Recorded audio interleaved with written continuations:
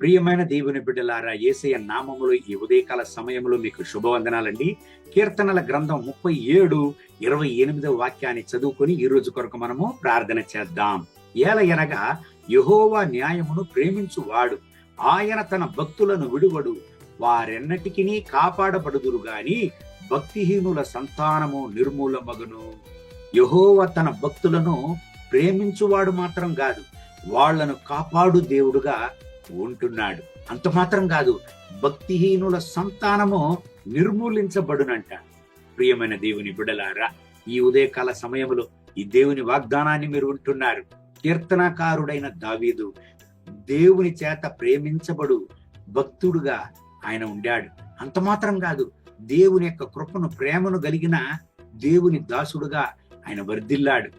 సౌలు రాజు ఎంతగా దావీదును నాశనము చేయడానికి, నిర్మూలన చేయడానికి చూసినా దేవుడు దావీదును మాత్రం దుర్మార్గమైన పథకం కలిగిన సౌలుకు దావీదును అప్పగించలేదు. కారణం, దావీదును దేవుడు కాపాడాడు.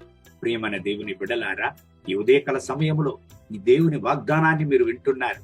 మీ జీవితంలో తాళలేని హింసలు, పోరాటాలు, విపత్తులు, అయ్యో నేను ఎవరికి చెప్పుకోగలను, నా పరిస్థితి ఎవరికి తెలుసును, దేవుడు నన్ను కాపాడునా, నా కుటుంబాన్ని కాపాడునా, నా బిడ్డల్ని కాపాడునా, నా భవిష్యత్తును కాపాడునా అని ఒక ప్రశ్న మీలో ఉంటున్నదా?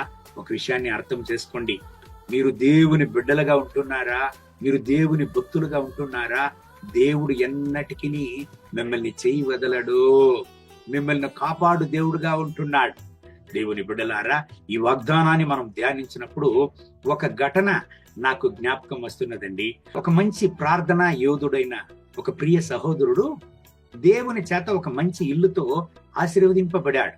దేవుడు ఇచ్చినటువంటి యొక్క ఇంటిలో వాళ్ళు నివాసం చేస్తుండగా వాళ్ళ పక్కన ఇంటిలో ఉన్నటువంటి ఒక తాగుబోతు మనిషి చాలా ఈ దేవుని బిడ్డలను హింసించాడు, పోరాటాలను ఇచ్చాడు. ఆ ఇంట్లో నుంచి వాళ్ళు వెళ్ళిపోవాలి అని ఎన్నో హింసలను, సమస్యలను కలుగజేశాడు. ఈ దేవుని బిడ్డలు ఆ మనిషిని సమాధానం చేయడానికి ఎన్నో పథకాలు చేసినా ఆ మనిషి వినడం లేదు. తాగేసి వచ్చేటప్పుడల్లా ఈ దేవుని బిడ్డల ఇంటి ముందు ఉండేటువంటి నీళ్ల కుళాయిని ఇంచేసేవాడంట. జరిగినది ఏమి? ఈ దేవుని బిడ్డలు దేవుని యొక్క పాదాలను పట్టుకొని ప్రార్థించడానికి ప్రారంభించారు. ఒక రోజు ఆ తాగుబోతు మనిషి ఒక టూర్కి వెళ్ళాడు. టూర్కు వెళ్ళి బాగా తాగేసి అందరూ నీళ్లలో దూకే సమయంలో ఈ మనిషి కూడా దూకాడు. చివరిలో ఈ తాగి ఆ నీళ్లలో దూకిన మనిషి బయటికి రాలేదనేటువంటి విషయం అందరికీ తెలియవచ్చినది. ప్రియమైన దేవుని బిడ్డలారా, టూర్ పోయినోడు ఇంటికి తిరిగి రానే లేదు. ఈ వాగ్దానాన్ని, దేవుని వార్తలను వింటున్న ప్రియమైన దేవుని బిడ్డలారా, దేవుని బిడ్డలను ముట్టువారు దేవుని కనుపాపలను ముట్టుతారని దేవుని వాక్యం ఉంటున్నది. అవును ప్రియమైన దేవుని బిడ్డలారా, మీరు ప్రార్థించే దేవుని బిడ్డలా, ఒక విషయాన్ని అర్థం చేసుకోండి. మీకు విరోధంగా ఎన్ని హింసలు వచ్చినా, మీకు విరోధంగా ఎటువంటి పోరాటములు వచ్చినా చోలిపోకండి. మీ నమ్మకాన్ని కాపాడుకోండి. దేవునిలో ఉండేటువంటి మీ విశ్వాసాన్ని కాపాడుకోండి. దేవునిలో ఉండే మీ భయభక్తులను కాపాడుకోండి. మీ పరిశుద్ధతను కాపాడుకోండి. మీకు విరోధంగా వచ్చే ఆయుధం వర్ధిల్లకపోవును. అంత మాత్రం కాదు, భక్తిహీనుల యొక్క సంతానము నిర్మూలించబడునంట. నిరంతరమైన సమాధానముతో దేవుడు మిమ్మల్ని నింపు దేవుడుగా ఉంటున్నాడు. కన్నీటితో, వేదనలతో, పోరాటాలతో ఉంటున్నారా? ధైర్యము కలిగి ఉండండి. దేవుని బిడ్డలారా, దేవుని నమ్మండి. దేవుని వాగ్దానాలను నమ్మండి. మిమ్మల్ని దేవుడు కాపాడును. దేవుడు మిమ్మల్ని చేయి వదలడు. కళ్ళు మూసి ప్రార్థన చేద్దామా? మహోన్నతమైన ప్రభువా, ఈ ఉదయకాల సమయంలో నాతో కూడా ఏకీభవించి ప్రార్థన చేసి ఈ ప్రియ సహోదర సహోదరుల కొరకు ప్రార్థన చేస్తున్నాను. వీళ్ళని ఆశీర్వదించండి, వీళ్ళని దీవించండి. మీ రక్తపు కోటలో వీళ్ళని దాచుకోండి.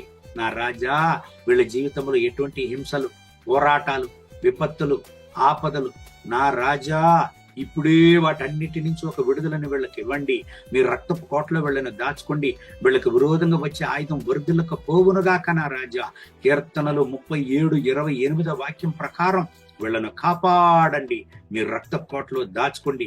వీళ్ళ యొక్క ప్రతి ఒక్క సమస్యలకు ఈ రోజు చివరి రోజుగా ఉండని నాయనా, మీ మహోన్నతమైన ప్రసన్నత ఈ బిడ్డల పైన దిగివచ్చును గాక. మహిమ, ఘనత, స్తుతి మీకే.